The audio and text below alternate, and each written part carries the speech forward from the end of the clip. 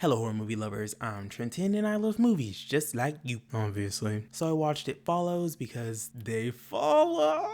My expectations were high. I watched this movie at least twice a year, but when They Follow got announced in October, the long-awaited sequel to It Follows, that news had me craving to watch this movie again. But did the movie meet my expectations? Of course it did. What were you expecting? This is a movie that never gets old. On every rewatch, it gives exactly what it's supposed to give every single time. So good. So everyone's entitled to one good scare.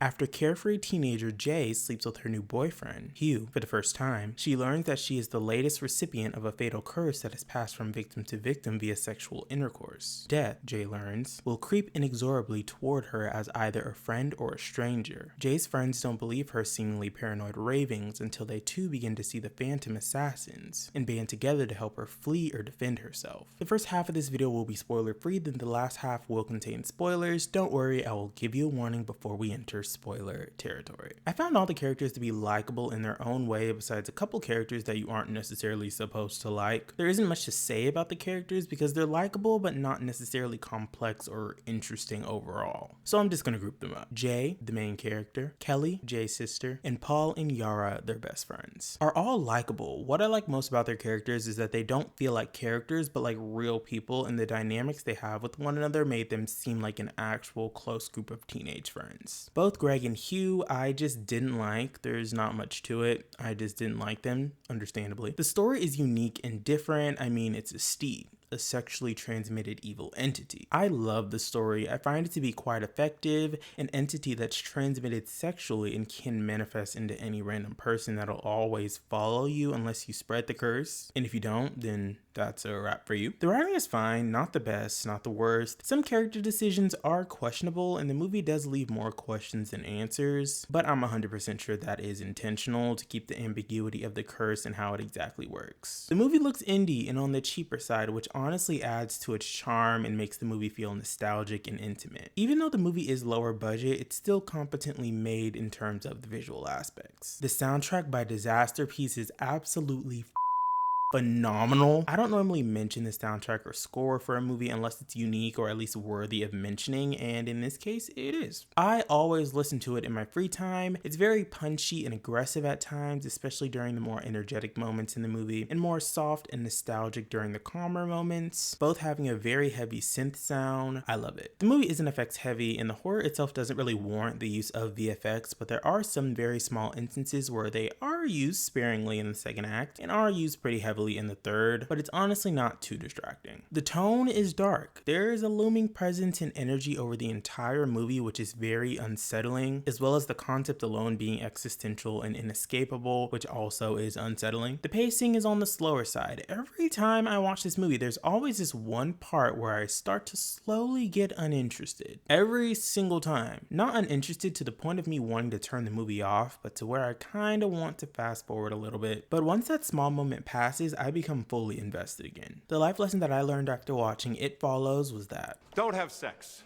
because you will get pregnant and die. overall, I love this movie. We love original horror over here, and I'm very excited for the sequel that's coming 2024 or 2025. Hopefully 2024. Fingers crossed. I'm gonna give It Follows an 8.5 out of 10.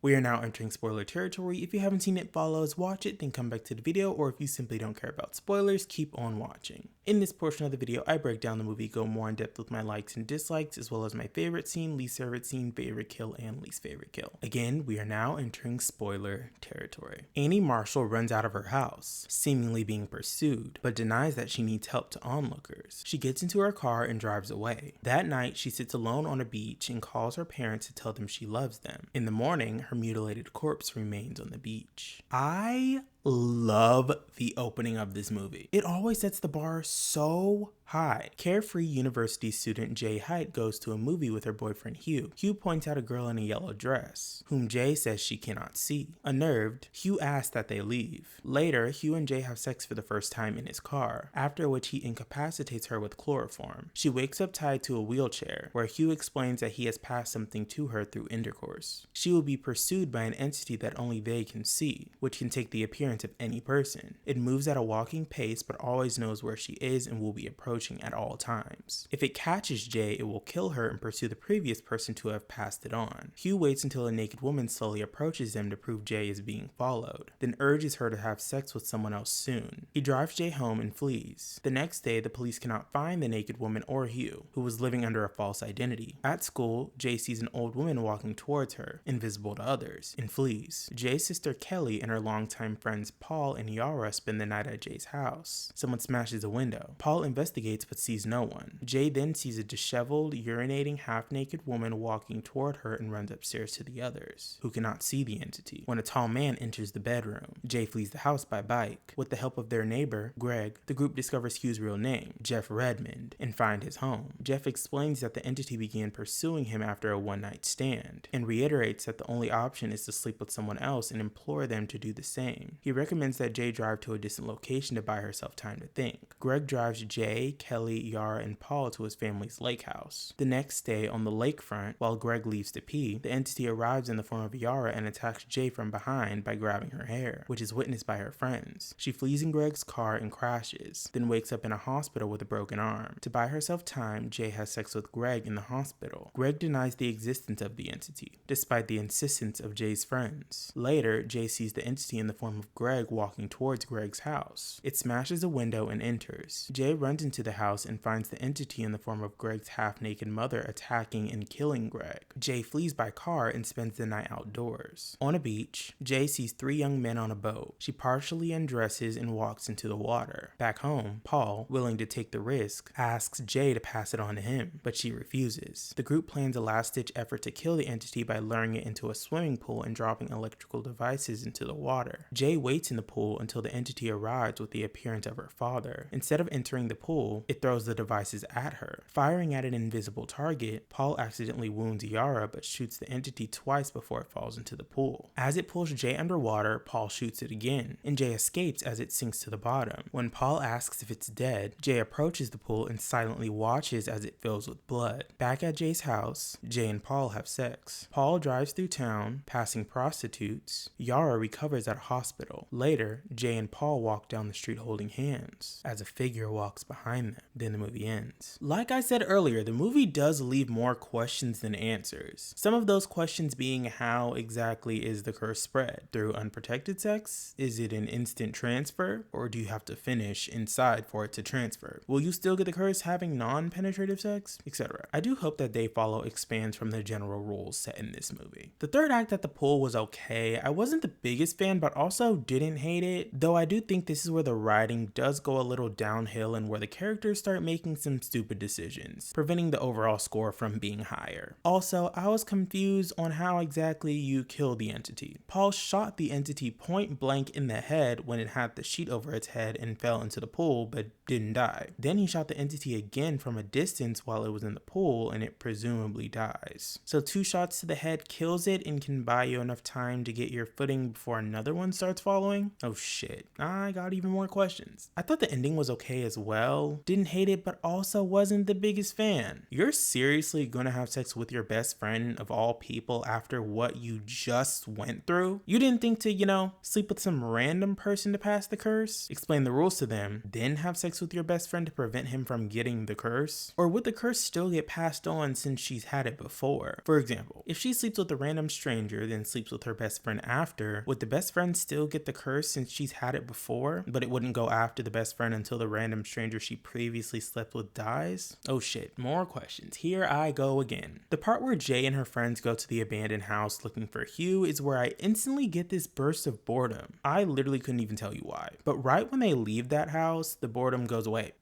I don't know. My favorite scene would obviously have to be the best scare in the movie. Everything's okay. It gives me full body chills every single time. Shit, I'll admit it, I am still scared of the dark. Specifically when my back is towards darkness, and I mean this scene is exactly that. Just imagine seeing that shit. I would have to myself. Also, the scene where Jay and her friends are headed to the pool and the entity is in the form of a naked guy and is just standing on the roof, not able to get to her because of her being on the 2nd floor and her door being barricaded. That scene gives me full body chills every single time as well. So unsettling. My least favorite scene would have to be the beach shed jump scare.